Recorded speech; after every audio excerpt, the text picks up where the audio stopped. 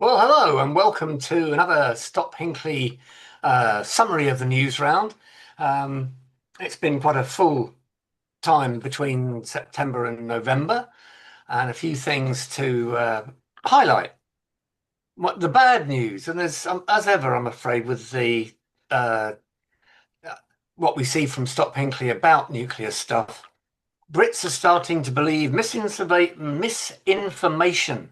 Almost three-quarters of Britons believe that new climate policies will make their lives more expensive, and almost one in five believe that the UK's 2050 net zero target is bad for the economy. Sadly, our perspective and that of innumerable experts worldwide is that neither of these are the case. Okay.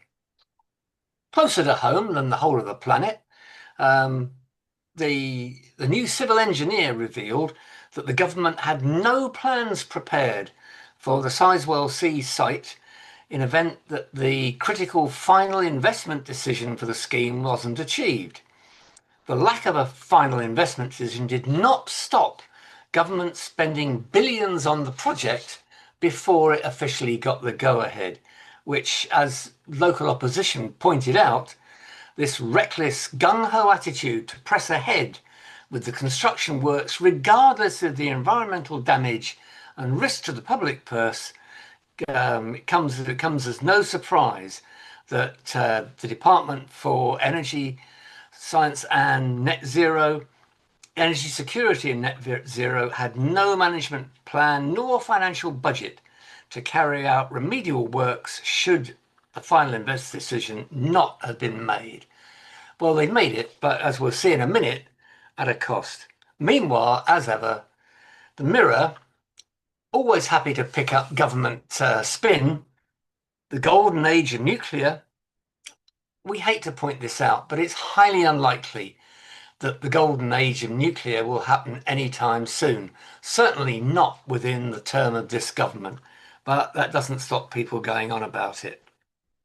Um, Interesting things that the Britain Remade, an organisation that seems to us to consist almost entirely of rejects from or escapees from right-wing Tory think tanks, have claimed that spurious legal challenges have added almost 5 years of delays to the construction of the Sizewell C and Hinkley Point C. This is absolute nonsense because that time that was spent with legal arguments about all various matters with both sites didn't result in one single day of delay because, just like through COVID, Hinkley C worked on pouring concrete even when the rest of us were closeted at home and only going out for 2 minutes a day wearing a mask and not seeing anybody at that.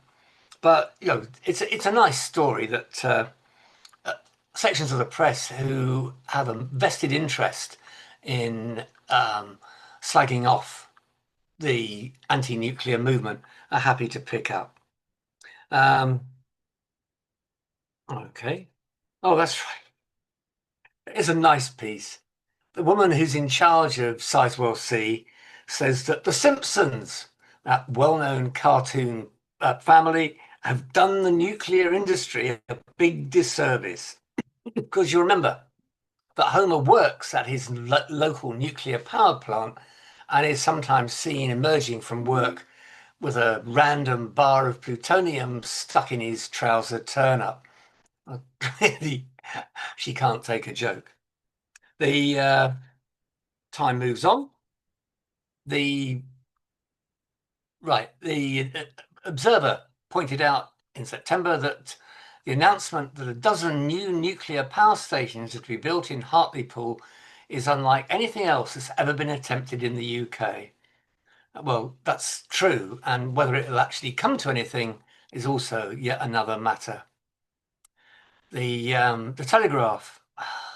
NIMBY opposition to nuclear waste dumps in the English countryside could be bypassed by as Ed Miliband considers scrapping the need for local consent. Up until now, the prospect of having the renowned geological disposal facility, an enormous hole in the ground into which all the nuclear waste from here, there, and everywhere will be dumped, smothered in concrete, and left supposedly securely for thousands of years for future generations to wonder about and trust, fingers crossed, it doesn't pollute any water courses or cause any or allow for any leakage, that the one of the preconditions for having one has been that local consent was forthcoming.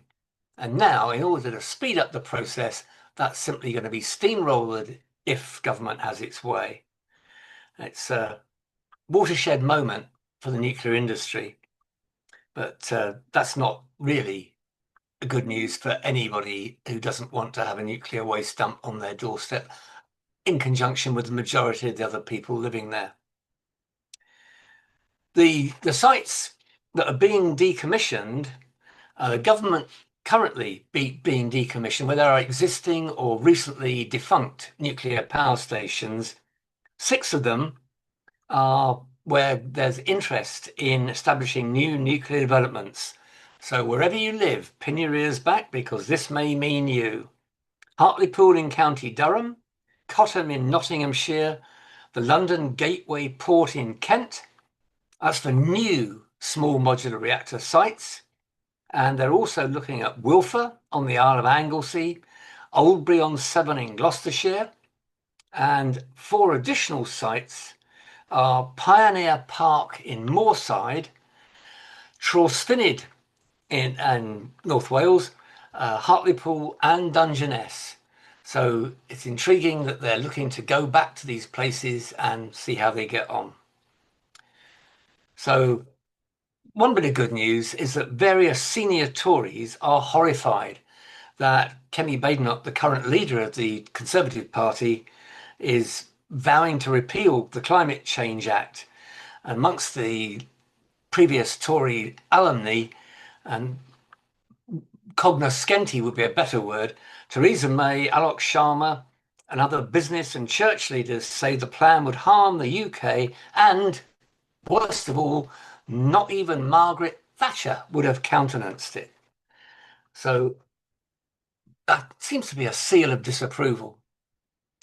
If you want to know what's going on at Hinkley C, the best place to go, sadly, is the EDF website because they'll give you their spin on what's going on. So you can see things actually happening, which of course are happening, but they don't always point out that they're happening late and at extreme cost and requiring huge amounts of extra workforce, which locally is putting up a huge amount of angst about pirate car parks with no planning permission, which are pleasingly being told to pack up, stop admitting cars, and not be part of a rogue process, and fly parking, which for those of you who are, I expect in towns and cities everywhere, you'll find there are people who find a convenient street where they can park, they've paid their road tax, they're not on yet single or double yellow lines, and they can just go away for the day, days on end, go off on foreign jaunts or just commute to their normal workplace some miles away because it's free to park where they've dumped their car. And the same thing happens here in the vicinity of Hinkley C, where people have a more than adequate bus service to get them from particularly well positioned on the M5 junctions that serve this part of the world. But they're choosing to just drive as close as they possibly can, dump the car, and get in by the shortest bus route or leg it if possible to get to work. And that creates thousands of extra cars on the road that needn't be there if they were simply adhering, as any right-minded person would hope they would, to the drawn-out plan for getting people on buses, which is one of the few commendable things about the way the Hinkley C project is run. So there we are, really, briefly, but that's a summary of what we're up to. Local perspective, of course, is that Hinkley C cannot continue to get anywhere near its projected 2030 2025/31 finish date, the way things are going. And it's the end of 2025, well, nearly. And this was the year in which Hinkley C was definitely supposed to be up and running. From when planning permission was granted, this is the year when EDF said for years that at a cost of a mere £20 billion, Hinkley C would be working by the end of 2025. And all we can look forward to, or not look forward to, is another 6 years of chaos, confusion, and extra cost and delay. And on that cheery note, I'll leave you for now. Bye. Hope to see you again soon. Bye.